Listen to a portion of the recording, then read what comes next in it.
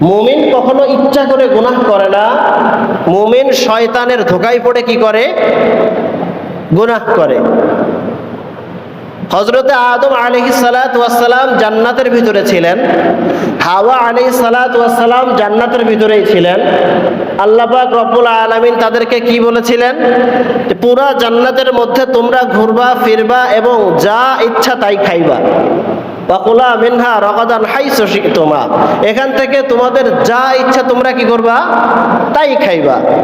ওয়ালা তাকরাবা হাযিহিশ শাজারা, তবে সাবধান, এই গাছের পাশেও যাইবা না, এই গাছের পাশেও যাইবা না। এরপর আল্লাহ কি বলেন? ফাযাল্লাহুমা শাইতান, শয়তান তাদেরকে ধোঁকায় ফেলে দিয়েছে।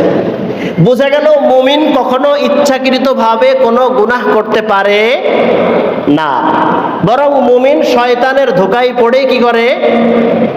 গুনাহ করে।